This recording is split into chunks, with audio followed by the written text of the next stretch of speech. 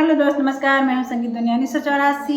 आज माता जी का भजन लाई हूँ, जो छठ माता का भजन है। और माता जी झूमते आ रहे हैं। कैसे आ रही हैं वही बताया जा रहा है। और ये गीत आप लोग कैसा लगे कमेंट में जरूर बताइएगा। बड़ी दूर से मैया झूम, बड़ी दूर से मैया झूमता आवे, बड़ी दूर से मैया झूमता आवे, झूमता आवे हो झूमता आवे, बड़ी दूर से मैया झूमता आवे, बड़ी दूर से मैया झूमता आवे। पूरी मिठाई माई के मनहे ना भावे, मनहे ना भावे हो मनहे ना भावे। अरे खस्ताया डूढ़ी खजताया में, बड़ी दूर से मैया झूमताया में, बड़ी दूर से मैया झूमताया में, बड़ी दूर से मैया झूमताया में।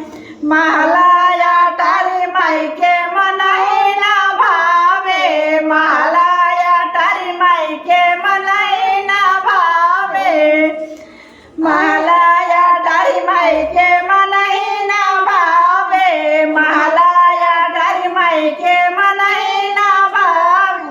अरे जलवाली नदिया खोजताया में, बड़ी दूर से मैया झूमताया में, बड़ी दूर से मैया झूमताया में, बड़ी दूर से मैया झूमताया में, झूमताया में हो झूमताया में, बड़ी दूर से मैया झूमताया में, बड़ी दूर से मैया झूमताया में। बर्फी वा पेड़ा माई के मनहे ना भावे, बर्फी वा पेड़ा माई के मनहे ना भावे, मनहे ना भावे हो मनहे ना भावे।